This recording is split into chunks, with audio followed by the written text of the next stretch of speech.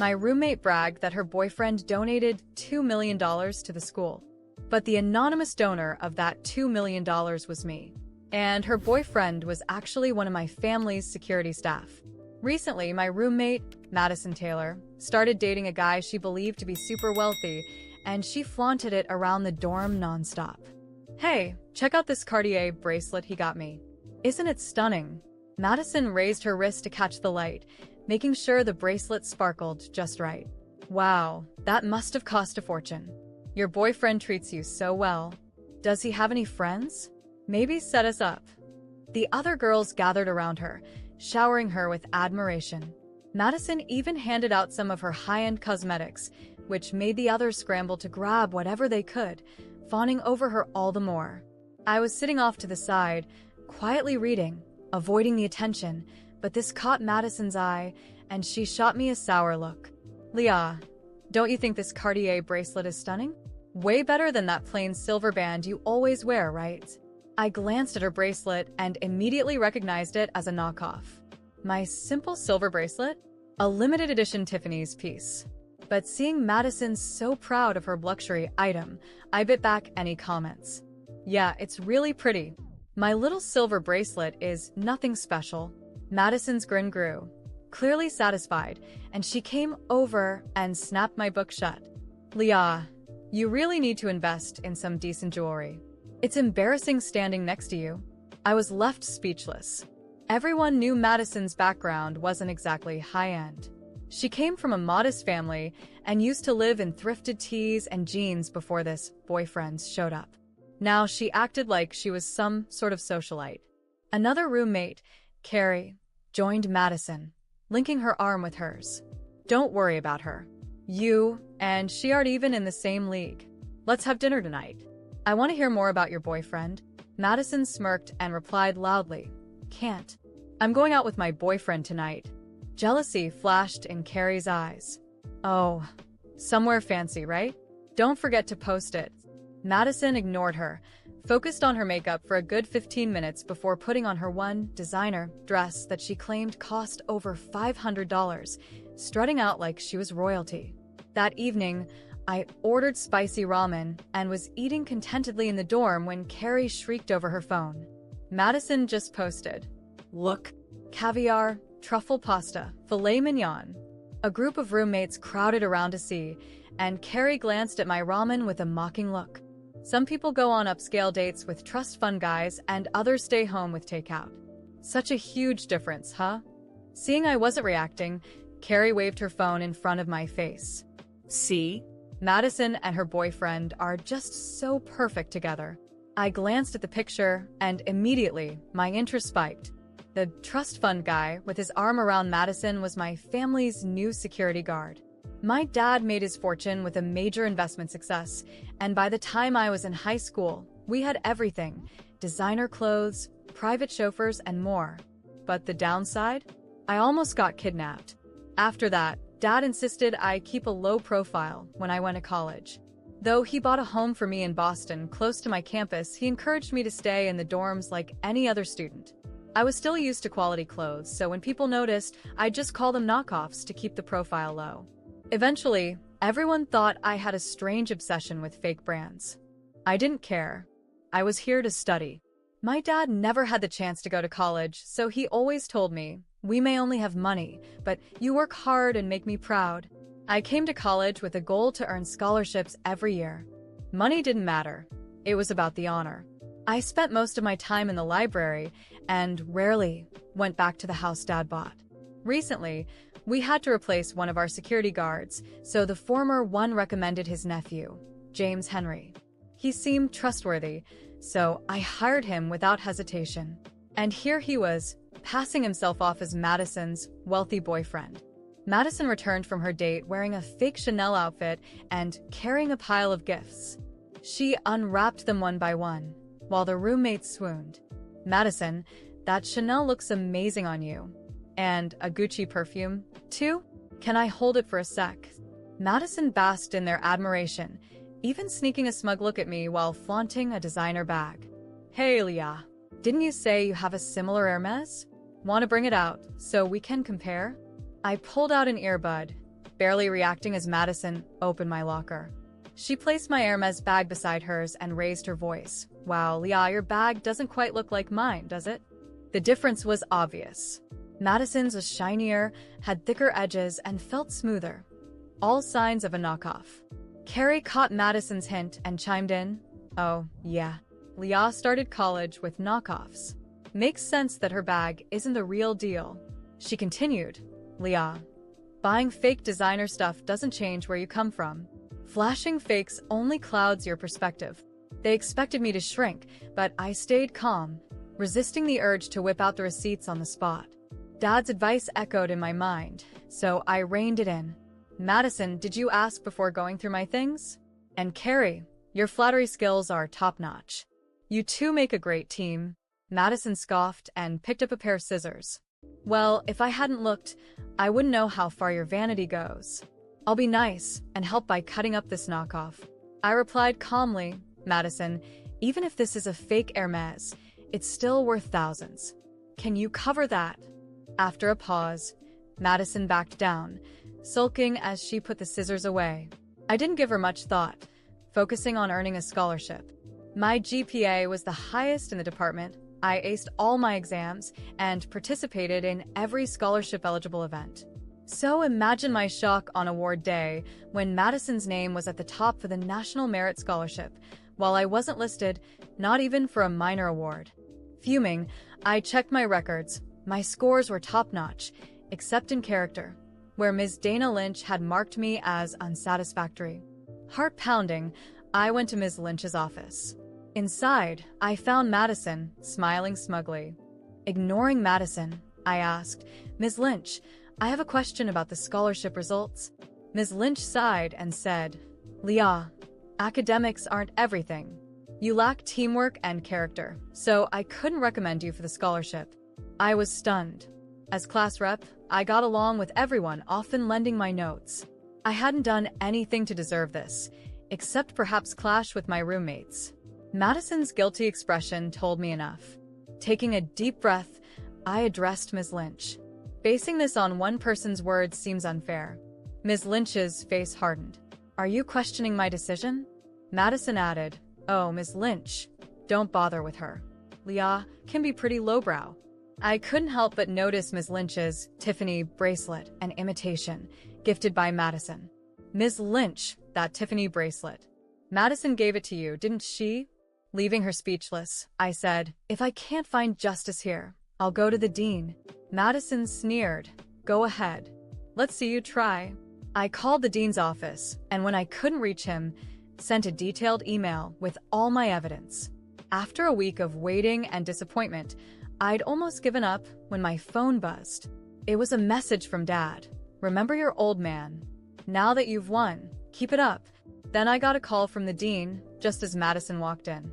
The dean's voice echoed over speakerphone. According to school policy, your roommate will face disciplinary action and return the scholarship. Madison laughed, thinking it was a prank.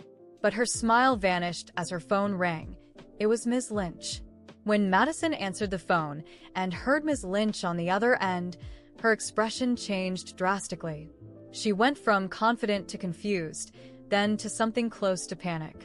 She barely hung up before storming out of the room, and I could hear her furious voice echoing down the hall. I'd heard the rumors and knew she wouldn't take this quietly. The next day, she showed up at the dean's office, ready to argue and, in her mind, intimidate. I watched from a distance as she walked in, determined, and I decided to discreetly observe while she tried to speak to the dean, using her last card. You don't know who you're dealing with, sir. My boyfriend is responsible for the $2 million donation the college received. If I'm punished this way, well, he might just withdraw the donation. That would be a shame, wouldn't it? Madison said, with a carefully rehearsed confidence. The dean listened patiently, without expression, before responding calmly. Really? That's interesting, Madison, because the donor of that amount has already come forward, and that person is not your boyfriend. Madison's face went pale instantly. What? She stammered, trying to process the information. It was then that I, maintaining a firm posture, stepped into the office. Her expression was one of total shock when our eyes met, and I could see she was finally beginning to understand what was happening. "It's me, Madison. I'm the one who made the donation. And that millionaire boyfriend you love to show off? He's just one of my family's security guards." I spoke firmly, but without arrogance, as she looked at me, speechless, trying to process the blow. The dean watched the scene with a hint of satisfaction, as if he had been waiting for this moment. I hadn't intended to humiliate her publicly, but Madison had crossed every line. She stole what was rightfully mine, lied, manipulated. I couldn't just keep standing by. She started mumbling, desperately searching for a way out. You're lying. That's impossible. You? Why would you hide in the dorm? Why would you wear such simple clothes?" "Because I don't need to prove anything to anyone, Madison. And that's the difference between us." I held her gaze, letting my words sink in. "You chose a path of lies and manipulation, while I just wanted to study in peace." The dean cleared his throat and spoke, with no patience for Madison's empty arguments. "Given the proven fraud and the attempt at manipulation, Madison, you'll lose your scholarship and be removed from the dormitory. However, you may continue your studies at the college, like any other student who behaves honestly and responsibly." The shock in her eyes was devastating. In that moment, she realized she had lost everything she thought she had gained: the fake glamour, others' admiration, the illusion of status. And now, like everyone else, she would have to face the reality she had always tried to hide. A few weeks passed, and the consequences continued to unfold. Madison was forced to leave the dorm, returning to a life she had so deeply resented. Without the scholarship, her time at college became much harder. Now, her peers knew who she really was: a simple girl without the fortune or privileges she'd tried so hard to sell. The looks of admiration she once received were now ones of pity or disdain. And she knew all too well that the attention she once craved had turned into something that deeply hurt her. Despite it all, I kept my low profile. I didn't make an effort to spread what happened or brag, but the rumors had already circulated. Some people came up to me, trying to get closer, praising my discretion and generosity. However, I turned down the fake friends. I was there to study and focus on my future, something my father had always encouraged me to do. Curiously, Madison was still around. She seemed so lost and alone that, at times, I found myself wondering if all of this had truly been worth it. But when I remembered how she tried to manipulate and steal my merit, any compassion faded away. Madison would learn a valuable lesson. When I saw Madison leaving the dean's office, her face red and her eyes puffy, I knew this was only the beginning of what she truly deserved. Even though she had lost her scholarship and her dorm, she still had the chance to stay in college. And honestly, that didn't seem fair to me. Madison had ruined so much for me, stepped over others, and manipulated people without a hint of remorse. If she thought she could escape this with just a suspension and the loss of her scholarship, she was sorely mistaken. I wanted her to know what it was like to lose everything. Over the following weeks, Madison moved around campus like a shadow, always keeping her head down, avoiding people's stares and comments. Her former friends, those who used to admire her, now ignored her or whispered about her as she passed by. But I knew that wasn't enough. The anger and hurt I felt hadn't faded. In fact, it only grew every time I saw her on campus, as if she still thought she could recover everything she had lost. That's when an idea started to take shape in my mind. Madison still had some credibility. A few professors and students believed she'd just made one bad decision. But I knew how to shatter that last bit of trust completely. I started going through her social media and our old conversations, looking for something I could use against her. In one of our rare exchanges, I found something interesting: a heated argument Madison had with a classmate over a project. At the time, she had mentioned that if she wanted to, she could easily get access to past exams. It was probably a throwaway line, said to impress her classmate. But I knew that could be the seed for something much bigger. I crafted a meticulous plan. The following week, I got hold of an old test from the course and altered a few answers to make it look like someone had tried to adapt it. Then, using a fake profile on the college email system, I sent an anonymous report to the academic department claiming that Madison was involved in a cheating scheme to get tests and answers before exams. The report was detailed enough to sound real, but vague enough not to raise suspicion about me. In the email, I described how I'd heard Madison bragging that she could get hold of the tests and share them with other students, claiming she charged money for it. I also mentioned that others were involved, without giving names, which left room for the investigators to imagine the worst. I knew that with Madison's reputation already shattered, it would only take a small accusation for everyone to believe she was guilty. The investigation moved quickly. Madison was called into the department, where they confronted her with the accusation.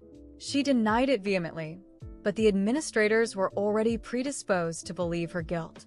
The rumor spread like wildfire across campus. Now, not only students but also professors looked at her with suspicion. I watched her walk with her head even lower, her hands trembling as she held her books, her shoulders hunched as if she carried the weight of 1,000 judgments.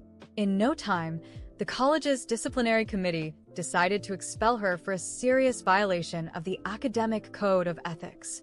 It was an extreme decision, but Madison had lost all credibility. The word of an anonymous report held more weight than her defense. She had no one to support her, no one to believe in her innocence. She tried desperately to appeal the decision, but her efforts were ignored. In everyone's eyes, Madison was guilty. The day I saw her leave college, I watched from afar as she carried a small suitcase, walking toward the campus exit. There were no goodbyes, no one offering comfort or support. She was completely alone, expelled from a place where she once reigned with false arrogance and pretension. I felt a strange sense of justice settling inside me.